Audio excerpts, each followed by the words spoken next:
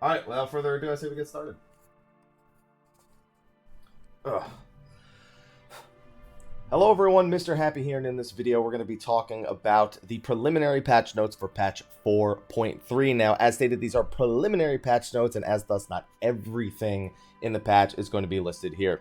It's also worth mentioning that Ultimate, which is slated for patch 4.31, 2 weeks after 4.3's launch, as well as Eureka's new Pagos area and Heaven on High, which 4.5 for Heaven on High and 4.6 for Pagos, will also not be present in these patch notes. So, maybe this won't take us long to go through. Let's just get started before we say anything along those lines.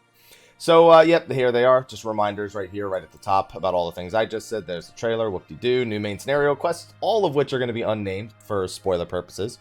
The new Four Lords quest, Tortoise in Time. Solid reference. Also, it looks like we'll be getting more backstory on Tenzin. This is a screenshot that was actually available. It was either during a live letter, it was on the 4.3 website. I'm pretty sure it was the 4.3 website, but we've seen this screenshot before as well. You do need to be done with an auspicious encounter before you can do a Tortoise in Time. Return to Ivalice's new 24-man raid and the storyline will start over in Kugane, and you'll need to have beaten the 4.1 story for Return to Ivalice before you can do this one. New side story quests have been added. Now, this is not, I don't know what to expect of this. This quest will become available after progressing through the 4.3 story. It's not the Doman Enclave, which is down here. It's not the custom deliveries. I still see no mention of a crafting or gathering side quests, or I don't know if this is considered, if one of these is like, I don't know, if this just changes anything, if one of these is part of a different side story quest, because maybe it was just a mistranslation that they were adding crafting and gathering stuff to the 24-man, because why would they make you require the 4.3 main scenario if this was going to be, you know, the side story for the Return to Ivalice with the crafting and gathering? Maybe it was just a mistranslation, but either way, we're going to be getting some additional side story after finishing the 4.3 main scenario quests.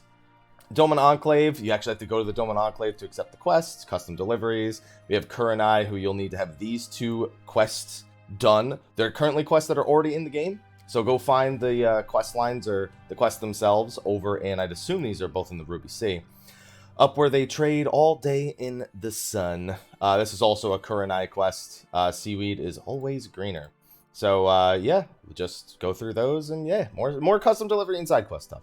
Namazu Beast Tribe quests have been added. They show the location of the settlement, which you know is in the Western Azim Steppe. They're going to get their own Aetheryte over in the Western Azim Steppe. Following the addition of this new settlement, the location of chests found via Gazelle skin maps have been adjusted. Yeah, okay. I was going to say, I could have swore there was a treasure map in that area. And turns out, well, at least nearby, but I don't think it was right there. But either way, it's been adjusted. So yeah, in Crimson They Walked and Kurobana versus Gyorin, you need to have those done before you can do the Namazu Beast Tribe quest. The quest Kurobana versus Gyorin is unlocked by completing 2 series of quests, one beginning with the quest Perchance to Hanami, and the other beginning with the quest Courage the Cowardly Lupin.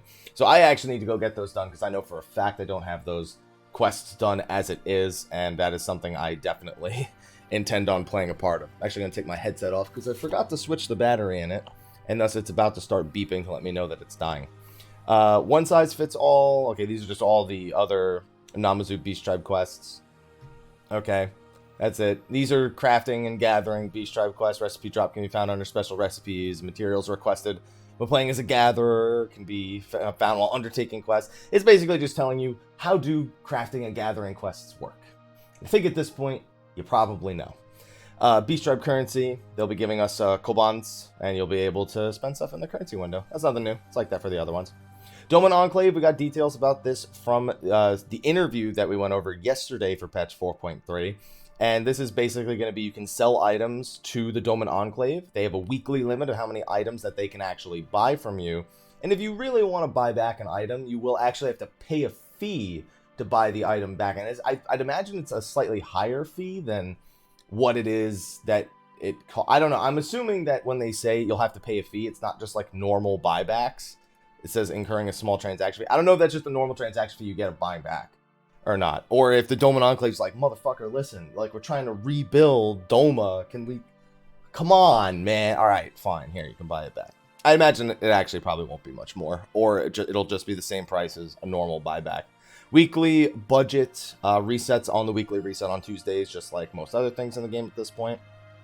And if you wish to reclaim an item, we strongly advise you do so immediately, as any items in the reclamation box will be removed and rendered upon logging out or changing areas. So be careful. I mean, this is like almost any other buyback, but I guess they're just giving people a special warning in case, you know, anything at all.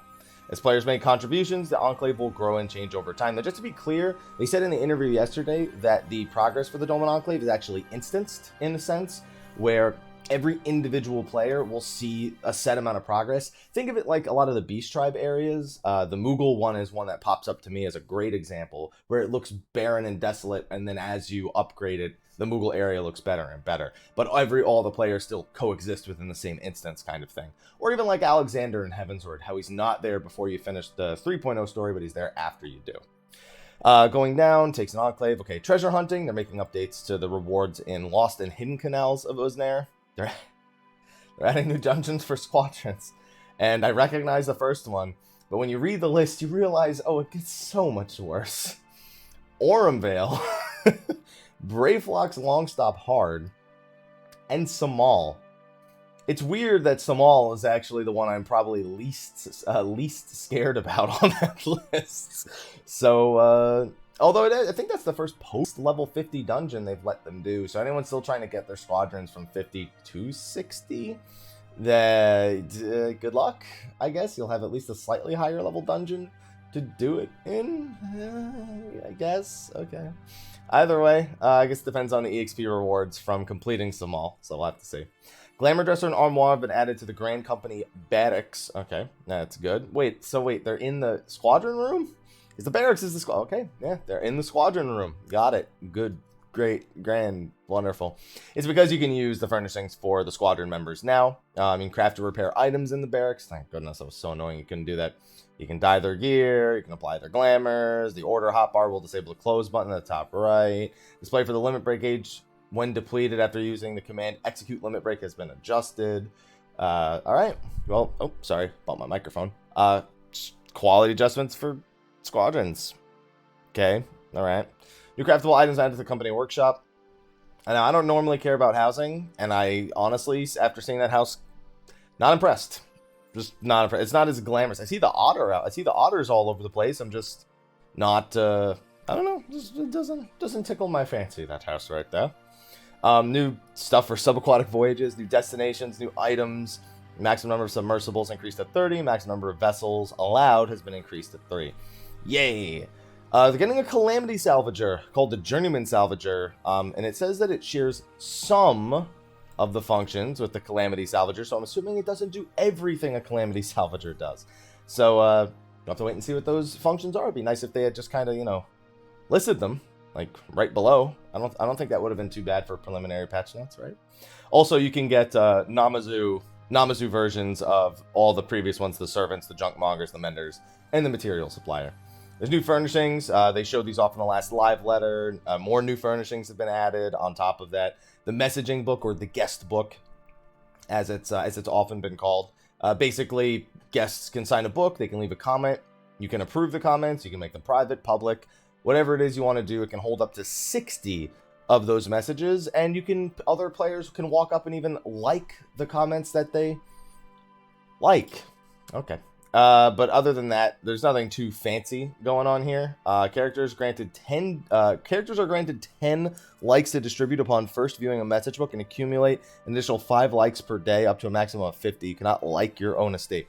So there's even a limit to how much you can like in a given day. Although, to be fair, it stores up to 50 likes. I never thought in my day that I'd find anything like this. So if they were looking for content that's never before seen in an MMO, if that's what this is, you know what? I've never seen a daily, an initial like distribution and daily like distribution for what would be considered, I guess, social media aspect of a game.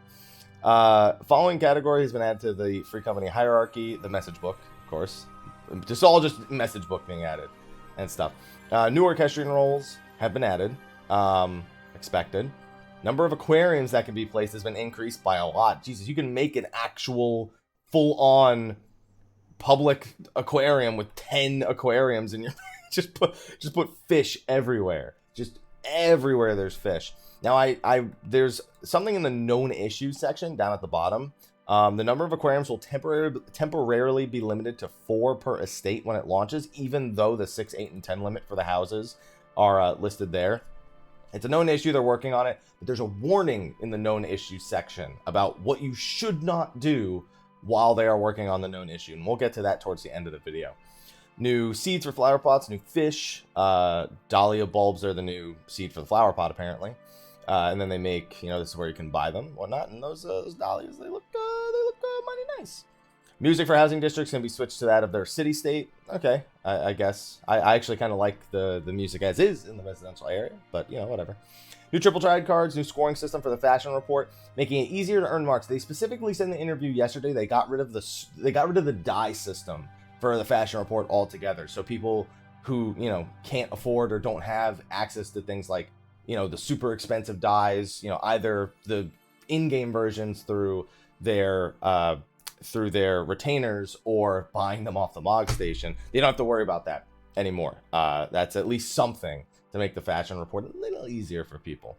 Following additions have been made to the chocobo races. You can register via the duty finder, matching with any player within the same data center. You'll be unable to use party chat. Why they ruin all my fun? Why, dude? Might as well just remove chat from the game at this point. You know what I mean? Might as well just why chat anywhere? People can be offended in city states. We shouldn't be allowed to chat there, as far as I'm concerned. Plan to restore this functionality in a future update. Okay, now just do it for the feast. When registering for a race alone, players will be assigned a race class based on their chocobo rating. So it works exactly the same as it did before. However, it looks like they are going to be adding something else. When registering as a party, players will be assigned based on the lowest rated chocobo in the party. Attributes of all chocobos will be synced to the lowest chocobo. Okay, that's good. So if you want to play with just a full group of friends, then the friend who actually does chocobo racing every day is not at an insane advantage. I guess everyone's on a more equal footing, which is good. Good for fun for people who want to spend a little bit more time chocobo racing and whatnot. Let's see. Chocobo race tutorial. Challenge races can only be undertaken by speaking to the registrar. Okay, so if you want to do those things, you specifically have to speak to the registrar still. And new category for races, chocobo races party member. The race class will be determined by... Oh, this is just, I guess, the queue for the party member thing that they mentioned here. Attributes of all chocobos will be synced down when registering without a full party. Remaining slots to be filled by NPCs. No experience or prizes.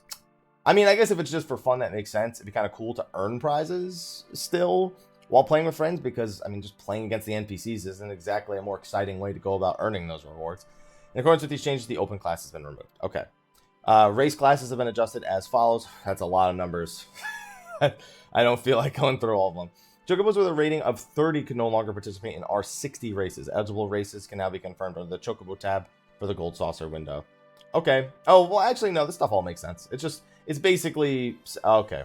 All right. So it's just breaking them up. So R80 is for 61. Okay. No, never mind. It's pretty simple, basically just breaking it down into every 20 rating, you move up a race class.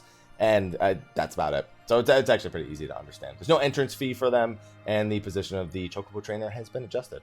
Lords of Verminion, NPCs can now be fought in tournaments. All right, that actually brings a lot of light to some of the translations we had about Lords of Verminion recently. And so you don't need to battle other players for the tournaments. Difficulty of these opponents will scale with the number of victories a player has. That's interesting. Okay, so a player who bullies NPCs a lot, I guess they'll be harder? Or if it means player versus player victories overall within the tournament. I'd have to imagine it means your victories in the tournament itself. Battling a player opponents, both combatants will earn tournament points at the end of the match, the winner being granted a greater number of points. Maximum number of matches has been reduced to 15, and then on top of that, all the different options are in the duty finder. Look at all, went from 3 options to, oh my goodness. Okay, that's a lot. All right, just making sure there's tournament, master battle, hard, master battle. I don't like saying the word master battle that many times in a row, so I'm just gonna move on. New performance stuff, 5 new instruments, or 5 new sounds for the 5 existing instruments, 4 new instruments. Oh no! Look at this, Jesus! There's so many instruments. I didn't even know we had this much stuff for performance at this point. 5 new instruments. Sounds for the following instruments have now been available. Are now available. So these 5 are new. These 4 already existed, and there's been adjustments to them to make them sound better. There we go. Performance actions can now be used in the Gold Saucer, the Ivory Chapel, and the Grand Company Barracks.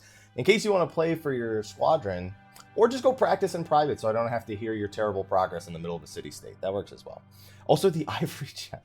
Dude, you better hope whoever's playing the music at your wedding is not terrible at their job. You want to get a band together for the wedding. Make sure that they are actually decent at what they do. All musical notes can now be set to individual keybinds. All right, that's good, that's good. New challenge log objectives. Ooh, these must be the Onimos ones. Yes, they are. These are all the Onimos challenge log items. So, elemental experience points and Gil. Kill 30 ice or lightning aspected. Kill 60. Okay, so it looks like it's kill 30 or 60 of, I guess, any grouping of them. Ice, lightning, fire, earth, or water, wind. There's also defeating Ashkins. 20, 40 Ashkins. 10, 20 elementals. And then also new Lords of Verminion ones. Play Lords of Verminion 1 time. Play Lords of Verminion 5 times. That's a lot of MGP. Wow. When the Make It Rain event comes around, just playing 5 times is going to be 24,000. And playing 1 time will be 10,000. That's crazy. And don't forget, there is still one to win 3 Lords of Verminion matches, which is worth 10,000. So, oh boy. Oh boy. So I guess the only question is how much EXP is this? Because it just says elemental experience points. It doesn't actually have a number. And 1,000 gil. It's knowing the rest of the challenge logs, it's probably a percentage of the elemental level you need. So I'd imagine this is either 5 or 10%, and this is 10 or 15%. So let's just assume altogether that each of these is 15%, 30%, 45%. Yeah, no, it'll probably be a full level if you do them all, maybe even more, just based on the sheer number of achievements that it actually is. But yeah, it's probably a percentage of what you need to actually gain an elemental level. That's how all the other challenge log ones work, at least up to a certain level. But those, I imagine, will scale all the way up to 20 and beyond. Is it only in Onimos too? Nope, it's in all of Eureka. So that means these will work for Pagos as well. So when 4.36 comes around, you'll have another means of using those theoretically. Let's see. Oh yeah, they even confirm it's a percentage right there. So the following additions and adjustments have been made to Wondrous Tales. Rewards for the Gold Certificate of Commendation, Chloe's Silver Certificate have been changed. Wondrous Tales now include Deltascape. Yay! That's good times. New emotes, new hairstyles, battle. Ooh, this is about to get interesting. Headset, I'm going to take the battery out of you now because I can still hear you beeping. I'll replace you at the end of this recording. There you go. Dark Knight changes. Oh boy. Dark Arts potency of 240 for Power Slash has been adjusted. So I guess the one time you use Power Slash in the fight, you will at least get, or if you need to use it at any other point, you get some Dark Arts potency from that as well. Dark Arts combo potency of 440 has been added. Obviously, the real thing, because you're never just going to use Power Slash without being in a combo. So good that, like, one time you use it, it's like a huge amount stronger. Because I know it's nowhere near 440 right now. I don't know if it's like 280, 300, somewhere in that vicinity. But that's like, that's a significant increase to how much damage you'll do with a Power Slash. You won't feel as bad about doing it. Grit's MP cost has been reduced. Good news. Good news. It's never a bad thing. It just makes it easier to access in case you lost track of your MP and, you just, for some reason, you need to actually press the Grit button. It's a little bit more accessible. That's good news. That's good news. Dark Passenger. Well, people wanted Dark Passenger changes. So, potency has been increased from 100 to 140. Dark Arts potency has been increased from 240 to 280. Additional effective increased enmity has been added. And recast timer has been increased from 30 to 60. So, I'm guessing because they increased the power, they increased it to 60 seconds. And probably because, in terms of MP usage, I know nothing about Dark Knight. So, consider this either conjecture or speculation or whatever it is. I'd assume that the MP usage every 30 seconds gets a little strenuous when you're pressing the Dark Arts button as often as you are as it is. So every 60 seconds, I guess, might make it more usable. I don't know how much the enmity thing is really needed, but I guess the less you actually need to think about enmity, the better. I mean, with the enmity suppression stuff that they spoke about, I see Monk is the next thing at the bottom, but I can't see the actions yet. So we'll see what that actually ended up being. Potency has been increased from 100. I mean, it's a potency increase. That's what most people I know are asking for. So thumbs up. Thumbs up. Oh, and chat brings up an excellent point. It now lines up with Trick Attack. There you go. There's something to plan around. So that should be good. Dark Mind. Oh, they got rid of the Dark Arts effect, and it's just a flat 30% now. I like that. I still think Dark Mind being magic only, while it is a cool thing that Dark Knight has, After they fixed Paladin and made it able to block magic attacks, I felt like a cooldown like Dark Mind, while it obviously has its place, it just feels kind of out of the times. But the fact that you don't need to use Dark Arts on it anymore, thank goodness. Dark Side effect no longer ends upon being incapacitated. That's awesome. So you never, all right, that's just good. That's just good quality of life right there. Shadow Wall, I saw so many Dark Knights asking for this. 2-minute cooldown on Shadow Wall. That's huge. That's very good from a defensive capability standpoint, especially after also adding in the Dark Mind changes. And yeah, that's pretty good. That's pretty damn good. So now pretty much against anything that does magic, between Shadow Wall being on 2 minutes and Dark Mind being on, I think, a minute. And on top of that, you still have TPN. You still have, I feel like I'm missing. You still have Rampart from the roulette. Yeah, no, the defensive capabilities of Dark Knight should be, I mean, from what I can see, significantly improved. Plunge. They added a Dark Arts potency. They gave it increased enmity under Dark Arts. Okay, that's a little more than what they said they were going to do. I thought people wanted less Dark Arts. I mean, Dark Mind, they took it away from that, but didn't people want less Dark Arts? I mean, I don't know what the potency is, though, because 340 is a lot. I don't remember what the default for Plunge is. I don't think it's 340, though. And I think Plunge is one of their only, like, consistent use, as long as you don't need it for a gap closer.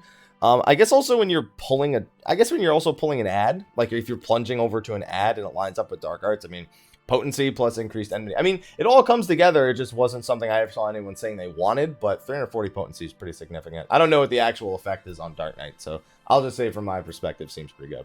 Also, the delay before using another action, that's the big one. People always said Plunge had issues where it prevented the next action from being used for way too long. That, for me, is the thing that I recognize the most. Soul Survivor, so it got a 10% buff when it actually procs, but apparently even if it doesn't proc, it'll still give you 20% of your HP and MP back. So now you pretty much, Soul Survivor, I mean, if you know you'll need 20% of your HP and MP. I don't know if people will just use it on cooldown, if they'll try to time it with, like, after a tank buster. I'm assuming on cooldown will pretty much be the go-to use there, because the 20% heal plus the 20% MP is a pretty big deal. But Soul Survivor just became a significant increase. For me, the HP is one thing, the MP, knowing how much Dark Knights go through MP, is another. But then again, I don't even know the cooldown of Soul Survivor off the top of my head, but that's good. It's good to have an ability that, as an execute, is no longer just an execute. It basically got the XCOG treatment, although it is a little weaker if you don't actually KO an enemy. So yeah, I mean, all this together, I'm curious what this actually changes on Dark Knight. Obviously, the defensive capabilities is one thing. Dark Arts being every 60 seconds is, it lines up with Trick Attack, but for the increased potency on Power Slash. I mean, it seems like you won't feel bad about doing some things on Dark Knight anymore that used to feel pretty bad. But the whole spamming of Dark Arts thing, obviously still a big thing. You know, Siphon Strike, I don't even know. Shit, I don't even know much about how you just Dark Arts everything. Now you Dark Arts even more things, but at least they're stronger. There's the things that you're Dark Artsing are stronger. That first Power Slash is going to be pretty sweet, though. I'm looking forward to that first Power Slash every fight to be like, oh, get the direct crit on the 440 potency Power Slash. Yeah, just wait until you have to Dark Arts your auto attacks. Either way, I'll let the Dark Knights hold that discussion, since I don't know much about Dark Knights. But buffs. There you go, buffs. Monk. Sure enough, we guessed this. I guess I'll leave the Samurai ones up. Monk, Purification, got the reduced enmity by half. I guessed that after the last couple of statements they made about it. Purification was the guess. It's not. It doesn't matter much. It just means basically I won't use it unless it's like a desperate time, which is pretty much the only time you're using Purification anyways if you're in a desperate time. Funny thing, the only time I really need Purification now is if I'm AoEing for like way too long, or I died, which means my enmity was already reset. Even if you die, it's not even that much a necessity. It all depends on if I have to have 100% uptime or if I get a break from the boss or anything. Brotherhood now grants Brotherhood and meditative Brotherhood to all nearby allies. Players can now receive multiple stacks of meditative Oh, so what this is if you have multiple monks, the buff you give to the party is meditative Brotherhood, whereas your personal buff is Brotherhood. So basically, if you have two monks at the same time, right now before the patch, it's really annoying because you both really want to use Brotherhood at the same point in your rotation because it gives you the stacks per weapon skill used from your party members. But if you do it at the same time right now, it kind of sucks because you're basically losing the AoE physical damage buff on one of you. This will make it so the AoE damage buff stacks. So if you have 2 monks, 2 brotherhoods is basically just 2 damage buffs for the party. Not to say you should bring 2 monks because of it. I'm just saying in the case you end up with 2 monks, you can kind of just continue to play your own style right there. All right, that's cool. I didn't expect anything from monk this patch, so whatever, that's cool. Samurai. All right, so first let me find the end. Okay, so the enmity reductions on Merciful Eyes. I thought maybe it would be on Starry Eyes, but the Merciful Eyes, that's the heal after Third Eye, I think. It's only by 20%. Why did we get 50% and they got 20%? Whatever. Either way, you got enmity there off. And everything else is just potency, potency, potency. This is damage reduction increased. Okay, Tank Samurai meta incoming. 20 potency here, 20 potency here, 20, 20. Oh, Gecko is blazing. Oh, Kasha's blazing. And Yukikaze's not blazing. I mean, 20 potency across the board. It's something. It's not, like, insane, but it's... I'm going to move on to the next topic now. I'm going to just move on to the next topic. Hide will no longer be... okay, yeah, so this did end up being... When they said DD, they did mean Deep Dungeon. It was a hide change. The effect will no longer be dispelled when using Sprint. Cool.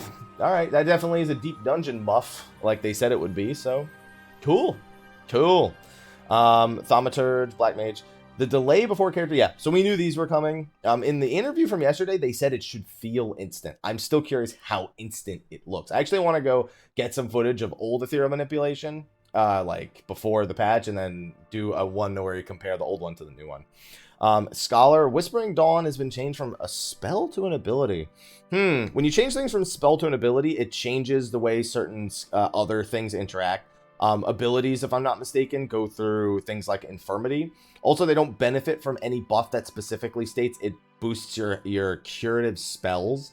So I'm assuming that the potency increase right under there is to make up for the fact it can no longer benefit from Rouse, and I guess also Fey Illumination.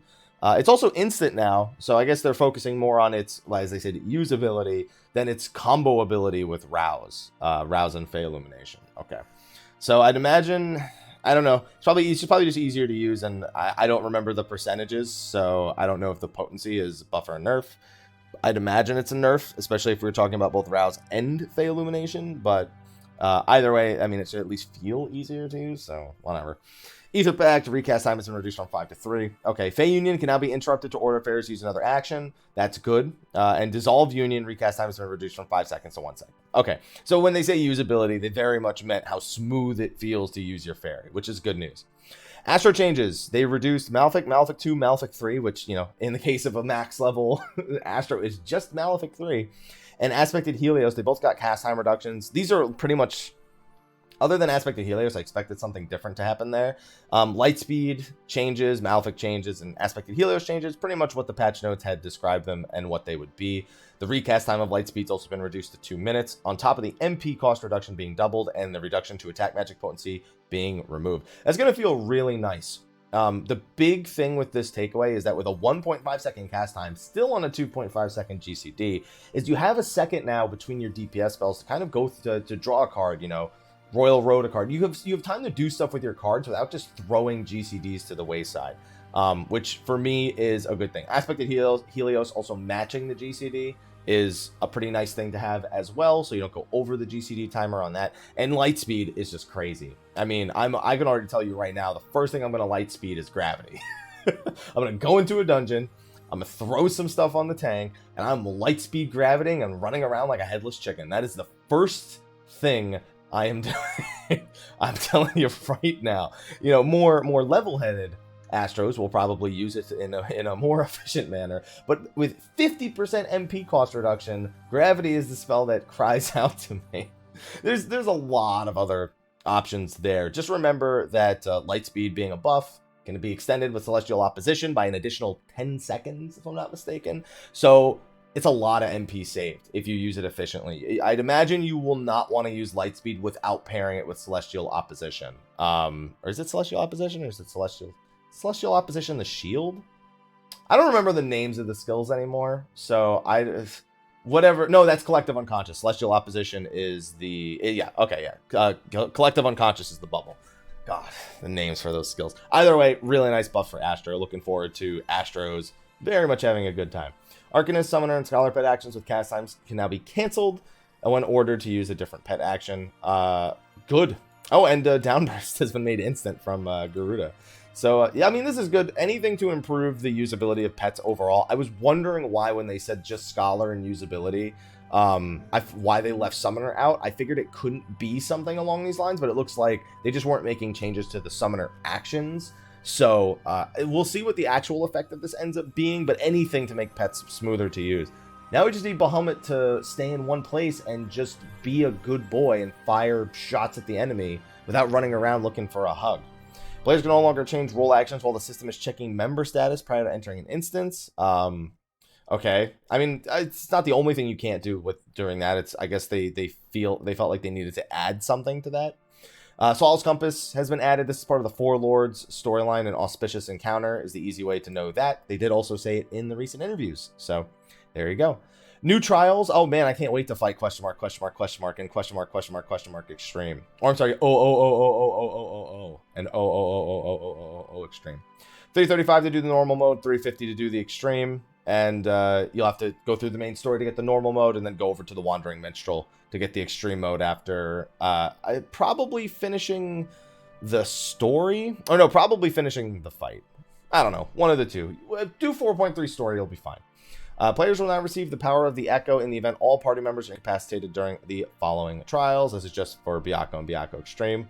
Ridorana Lighthouse, the 24 minutes has been added. 335 to enter, 2-hour time limit. The standard stuff when it comes to 24 mans, and you'll need to obviously be far enough in the Return to Evil East storyline. Let's see, 1 gear reward per week, 1 tank, 2 healers, 5 DPS, automatically pass. Reward eligibility, content to which will be identical. Players cannot open treasures. Where's the mention of the greed only? I'm assuming it's if I scroll down, it's going to be even further. Because we know that they changed the loot rules to greed only here. Loot list, in the event you're rewarded. Maybe I missed it somewhere. It might be further down. Because they probably changed it for more than just the Ridorana Lighthouse. So it's probably not just listed under the Ridorana Lighthouse. Yeah. Okay, whatever. Then this is a nice little quality of life thing. We spoke about this in the prior weeks. Immediately to sealed area. Basically, if you get locked out of an instance, or locked out of a boss fight, I guess I should say, you'll be given the option to move immediately to the boss area, or there's going to be a timer affiliated with this. If you don't do this before the timer expires, you'll automatically be forced into the sealed area. So either way, if you get locked out of a boss fight, you're going in that room one way or another. In some cases, you may be attacked immediately upon entering the sealed area. I wonder if that's if your party wipes before you enter. And then the enemy's just like, no, I'm going to get you before we end this. I'm going to get you before we reset. I have to imagine that's the case. On top of that, in Alliance raids, it's only going to take 15 seconds for the sealed areas. They're reducing it from the 30 seconds back down to the 15 seconds. The following additions and adjustments have been made to Palace of the Dead. So this is the big change. This is the big change that they made to both Palace of the Dead, and this change will also be reflected in Heaven on High, where instead of you sacrificing the entirety of your levels in large chunks, you can choose to give up your Ether Pool levels in Deep Dungeons in smaller chunks. You can give up 10 weapon and armor levels to get a grip, an Ether Pool grip more specifically. And you need a certain number of Ether Pool grips in order to get the weapon, instead of giving up all 30 or all 60 at once. So allows you to keep some of your progress and use that power you've earned to continue to earn more of these Ether Pool grips instead of giving away all your power at once. Upon clearing 100, yeah, you can upgrade the old weapons. This is just letting you know how it's going to work for Palace of the Dead now, and it will work the same way for Heaven on High as well. Name Palace of the Dead will be displayed in the ranking page. Music that plays when receiving a reward for completing 200 for 200 will no longer be looped. Following additions and adjustments have been made to the Forbidden Land of Eureka. Location of Magic Elders are on the map. Players can now be sorted by expedition length and elemental level. Nice. Option to prioritize players looking for parties has been added. Weekly reward for Omega Sigma Escape Normal has been removed, except for the crystalloids that you earn from V4. A message will appear. This is all quality of life stuff we went over a few weeks ago. Basically, if there's at any point you're going to be giving up weekly reward loot, it gives you a warning at this point and make sure, hey, do you really want to skip? Do you really want to skip Sigma's Gate V1 Savage to do V2 Savage? Because if you don't do V1 Savage first, you're losing the loot. It's something that should have been in the game a long time ago, and it's good to have that information on the screen. Drop rate for the Shinryu mount has gone up. The loot rule, here you go, here's where it says the loot rule for Alliance raids is now locked to greed only. We'll see how that actually ends up panning out when the patch hits. Following additions have been made to the raid finder. This is all just them adding Jade Stoa to the duty finder and the new unknown trial to the raid finder itself. This is the extreme mode, by the way. This, even though it doesn't say extreme, this is definitely the extreme mode, and the extreme mode only. Duty Roulette normal raids has been added. It's got all of Alexander normal and the first 2 Omega normals. It's going to be 80 pose, 60 creation, and 15 mendacity. Category can be unlocked completing 2 or more floors. So you just need 2 floors beaten of any of these, and you'll be good to go. The duties listed within the expert have been changed. They added Swall's Compass. They added the new trial to Duty Roulette Trials. This is the normal mode, by the way. Mentor, same deal, probably the normal mode. Duty Roulette Mentor now requires item level 335. They changed the main scenario rewards to, instead of 200 pose, it now gives 300 pose, 100 creation, and 50 mendacity. Alright. I guess if you're leveling, though, is that, normally you only receive those types of tomestones if you're going as a max level job. And let's be honest, 50 mendacity is not going to get me as a max level job in there. Now, if you could earn that while leveling another job, it'd be a whole nother story if that was a different thing. I still wouldn't do it, but I know people who would. So, that's something. That's something at the I won't use any of these, so I'm going to move on. They added the new trial into Stone Sky Sea. They changed around they made adjustments to the treasure chests in the previous 3 dungeons that we had prior to Swall's Compass.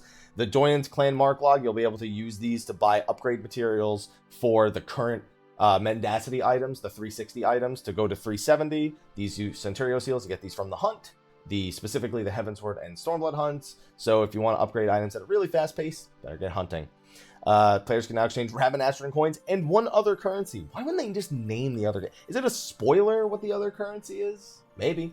But basically, this is just saying that once a week, pretty much, since the weekly currency that they won't name will be a weekly currency, you'll be able to trade it in for a weave or a polish to upgrade i360 stuff as well. New PvP actions. Listen, I don't have much expertise here, so I'm not going to spend any time on this. All I can see, they changed Black Mage. I guess they got rid of Sleep, changed it to Nightwing. Summoner got something to extend the duration of their dots and make them take more damage, and does do some AoE. And Red Mage got increased damage dealt by 10%, lowers the damage taken from target. So basically, if you want to solo somebody out, you gain a 20% swing on them. And they made adjustments to all the actions. Again, I'm not a PvP expert, so it's not, my opinion is valueless here. So it's just not worth you hearing my opinion about any of the PvP stuff. Trust me. Following adjustments have been made to PvP teams. Now, this, on the other hand, could be news. PvP and PvP team chat can now be used in the Feast team ranked match. So the one group of people who probably all queued in together and are probably on, Discord or something, those people can now chat. We're on to something here.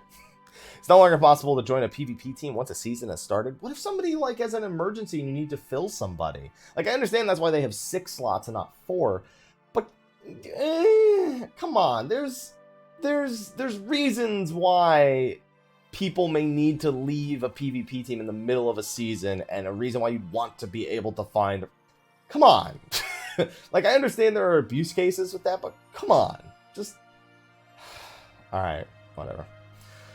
Okay, moving on. Automatic disbandment if there's nobody's logged in ages. Does not log in for 90 days. Nobody logs in for 90 days, the team will be disbanded. Okay, whatever. Frontline campaign now changed daily, so basically only one of the Frontlines campaigns will be available on any given day, and it'll rotate between Secure, Seize, and Shatter. On top of that, that goes for the roulette as well as the singular queue into the duty finder, it seems. Making adjustments to Secure? Okay. Time limit's been reduced to 20 minutes. Good. Shorter matches. Battle High has been added to this campaign. Good. I like Battle High. Tactical ratings change resulting from a KO have been adjusted. So that's when you actually knock a player out. Monster placements have been adjusted. Tactical ratings from defeating monsters have been adjusted. Defeating monsters now increases each attacking team's attack. Oh, they gave it the shatter effect. Okay, that'll work better for secure. That'll help speed up the rate at which secure matches actually end, because the killing blow thing was a bit of a pain. Adjustments have been made to the amount of time between monsters spawning and despawning. So yeah, one of the big things is Frontlines is not Rival Wings, so Rival Wings isn't in here. So Rival Wings is going to be even less popular than it was. And more adjustments, okay. And only the currently available campaign can be done through that. Okay. Let's see. And you'll also require Heavensward in order to go into the daily challenge Frontline. I guess because 2 of the maps are locked line Heavensward. Kind of makes sense. Following match types have been added. Team Custom Match Crystal Tower. Okay, that's good. It's now possible to invite players to spectate PvP team battles. Also possible to create a custom match as a spectator. I made some adjustments to the Crystal Tower training grounds right here. They did something that pretty much every PvP player I know asked them to do. Make it so you can defend a home portion of the map again, instead of you just getting up where you die. So it looks like they've very clearly made that adjustment to the Crystal Tower map. Object placement is now the same in each map. They also got rid of what seems to be the random aspect of the middle of the map, and it's just a different map altogether. With that, though, it does mean that they should probably just rotate in the other maps now, because there's no, like, one map can be any sort of situation thing. It's the same map every time. On top of that, players now return to their starting point. They increase the HP of Adrenaline and Wolf's Heart. I need to drink some coffee real quick. 1 second. And then the music played during culling time and the weather effect during sudden death is now mode specific. Time remaining and medals held are now added to the HUD. Oh, so the HUD looks pretty clean. I like it. That's good information to have. More information is always good in PvP, as long as it's information you can use. Also, this is really good, showing you the three things that they take, which things, so you can actually play around that. It's very reminiscent of MOBAs. League of Legends obviously being the big example, where you can see the enemies, what summoner spells they actually took. So that's good. More information, always good, so you can actually try to play around certain things. And looking forward to the way that the current Feast players actually use that information. So some Feast changes that were definitely asked about, some Feast changes for more information, some pretty decent PvP stuff this patch in all actuality. Still no rank decay for the Feast, and there was something else that was announced about the Feast the other day that makes this a little bit less exciting altogether. Requirement for Feast training has been changed from 1 player to 1 or 2 players. Season 7 is now over, and they're now in the preseason. New items have been added, the contest winners, new recipes. You can desynthesize old gear. Fallen gear can now be painted, imitation square window. The male bunny suits are in. They made sure to take a nice, juicy screenshot for you guys. Craftsmanship recommended values will now be displayed for recipes in the crafting log. That's good. That's information for new players, because it's not just for like the new stuff. It's for the old stuff too. So newer players who come in and try doing the lower tier crafting, more information, good to have. So I'm actually really happy to see that. So new players have a better idea of what they should be aiming for. Quick synthesis success rates increase. Runner's House of new items are available for scripts. New minor botany gathering points have been added. Unspoiled mineral deposits, the Awesome Step, have been adjusted. New fish. New items have been added to gathering points. All fishing locations, the Awesome Step, are now level 60. I wonder if that's... I don't know if that's consistent with other zones, or if that's just because of the Namazu, but I don't think that really makes sense. I don't know about fishing. I'm just going to move on. Log messages will be displayed upon commencing fishing or spearfishing at locations where quest-related creatures can be caught. That's good information. It's always good to know you're actually in the right spot. Number of fish that can be caught, that must be caught before swimming shadows appear, has been reduced. Players can now speak with Kurenai for the new custom deliveries. You do need to do these 2 quest series before you can actually do these quests with her. And you can play dress up with her if you actually get her to max rank. New mount, the doggo from the new extreme trial. New chocobo barding. The reason why they don't show a picture of this is definitely a spoiler. If they were to show the chocobo barding, oh boy, that would have been a definite spoiler. New minions. That's nice. Those have got to be Namazu, right? Those got to be, because we're over in the... That's good. That's good. New achievements and titles have been added. They won't tell us till the full patch notes. Following functions have been added for achievements. Oh yeah, they went over this. List of achievements nearing completion will display upon login. Also, a list of achievements in your current vicinity will be displayed as well. Players are now able to perform the actions while they're in rooms. Oh! Synthesize, repair, dye, cast glamour, materia simulating, and retrieving materia. Oh, we have the technology, guys. We have the technology to do it. I just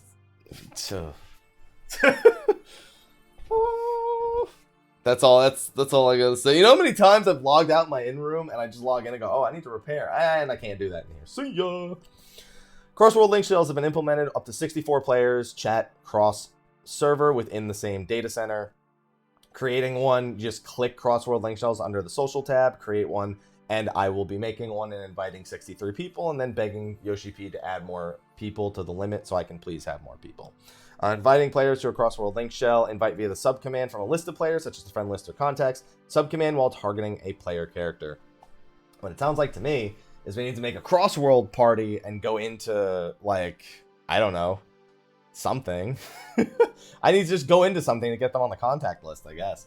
Cross-world link shell invites, there you go. If on invitee, that's without accepting, blah, blah, blah. Okay. Authority and Cross-world link shell. All right, member invitation. Yeah, okay, this is just explaining the way that, like, all link shell and, like, guild permissions work. Just letting you know exactly how it works for Cross-world link shells and all the rules, just so they're 100% clear. It's not much different from a normal link shell, other than the fact that if there's any less than 2 members, that including the master but not invitees, for a full 24 hours, it'll automatically be disbanded. So if there's nobody in it, basically, it'll go away automatically. Glamour dresser has been adjusted. Additional items can now be converted to glamours. They can now be restored to their initial form, so you can take them out of the glamour dresser. Items can be placed in the armoire, can now be converted to glamours. That's really good. Individual glamour stored in the glamour dresser can now be directly applied to the currently equipped gear. Does not require glamour prisms. That's pretty nice. Individual glamours. So you don't wait. Do you not even need the plates then? The plates are just for presets, I suppose, but you can just straight up do this without having to use a full plate. Okay, if I'm understanding that correctly, I'm cool with that. That's a pretty good, because I don't really care about using plates personally. So I'm okay with that. I guess maybe I don't understand the glamour dresser well enough because I don't really use it. But at least if you're at the dresser, you can just apply it directly. So I might do that. I might throw some stuff I've been glamming in there now that I can not only take it out, but I can apply them individually from there as well. Just make sure that you... Oh, yeah, that's a big thing with the glamour dresser and the repair thing, huh? Like, if something's not at 100%, but you want to... Oh, that would be so... Good thing you can repair in the in-room, then. Okay. Glamour plates have been adjusted as follows. All glamours on a plate can now be dispelled at once.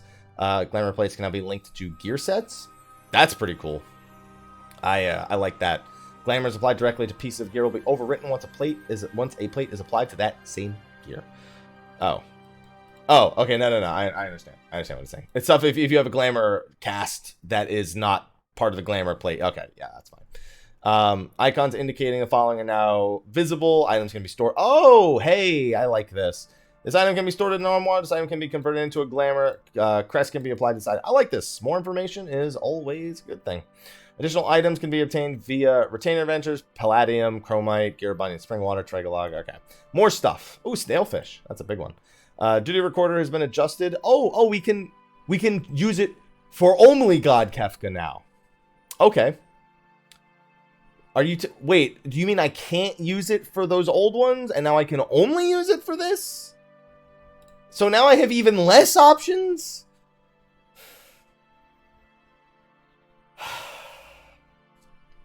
I'm gonna take a sip of coffee real quick.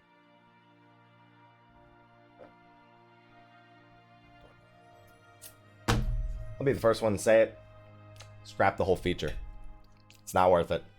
Anyway, players recruiting members for an alliance or custom match can now choose which alliance or team to participate in. Good. I like that. Yeah, spectator's the big one. It means the spectator can make the friggin' match, which is a good thing to have. New category for Unending Journey, Other Duties. Cutscenes from Palace of the Dead or Forbidden Land of Eureka. Solid. I didn't even think the fact they wouldn't be in there. These scenes are available if you've played through them prior to the release of 4.3. Okay. Map icons for non-player party members have been adjusted. That's for like the pets and stuff like that. Carbuncles, turrets, yeah. List of items currently requested and the timers interface. Doman Enclave reconstruction effort timer. Unlock quest for Summoner Scholar will now appear together in the side quest section of the scenario guide upon completing level 30 Arcanist quest. The name of the emote Wink has been changed to Wink Right, implying there will be a wink left. And by implying, I mean almost guaranteeing there will be a wink left. Following adjustments have been made to the HUD layout. Full screen coloring options have been added. This is the colorblind menu. I really liked what they did with this. I don't think it's as necessary as it would have been 4 years ago. They've done a great job of designing the game around colorblind players. Trust me. That being said, any option is a good option. There's always ways things can be messed up. There's always different forms of color blindness, so this is a good thing to have.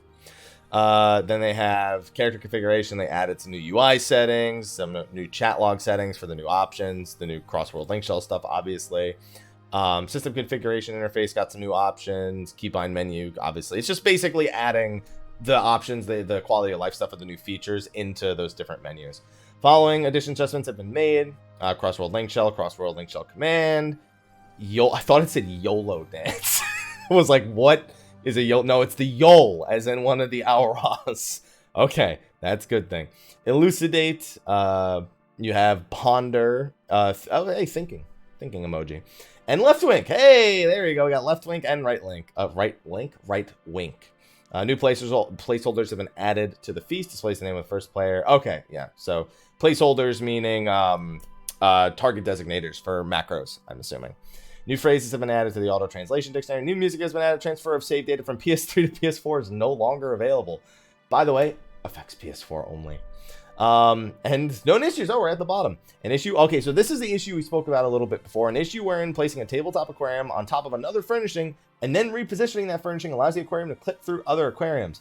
We strongly advise all players to avoid trying to replicate this issue.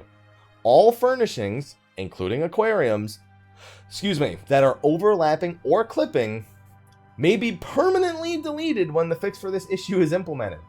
So don't do it, or you're going to lose your aquariums, and I'd assume that means your fish with them. And you don't want to have to recatch some of those fish. So don't do this.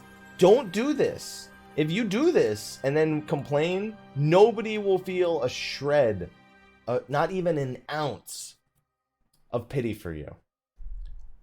Or your fish. They're dead. That's it. Not even sushi. They're just gone completely. Overall, pretty much they've done a pretty good job of giving us most of the information through this patch notes, at least the stuff that's not spoilers. Obviously, there's the actual content that takes place in here that we don't get to see a lot of because they're like trying to avoid spoilers. Of course, in 2 weeks, we have Ultima Weapon Ultimate. We have Heaven on High and Hildebrand, and then we have Pagos. So I'm hoping these are each about 2 weeks apart. I think it's a pretty big ask to go from 4.31 to 4.35 in 2 weeks, so I don't think that'll happen, but it'll be a nice steady flow of content for a little bit, especially with Ultimate probably taking quite some time for the majority of people. I'm curious to see, with the recent comments about its tempo being much faster than Bahamut because it's a shorter fight, how people actually do in that encounter itself. So curious to see how this idea actually even ends up working, splitting everything up like this where you have a bulk of content and then you have like individual features sprinkled about as you wait for the next patch. Curious to see how it actually ends up working, because this is definitely going to be one of the more in-depth tests of that with the way that this is spread out. So we'll just have to wait and see. But anyway, let me know what you thought about the preliminary patch notes in the YouTube comment section. Twitch, I know you've been commenting on it the whole time, and I've been trying to avoid reading them and going back and forth between the things I say, the things I think, and the things you guys are telling me. So we're going to have a discussion about that over on the Twitch side of things now. YouTube, I'll get this up as soon as possible. And thank you for watching. Sorry about the Kigurumi. It's going to happen for the rest of the month, so my bad. And I'll see you guys next time. Until then, take care. All right. Yeah, an hour-long video. I mean,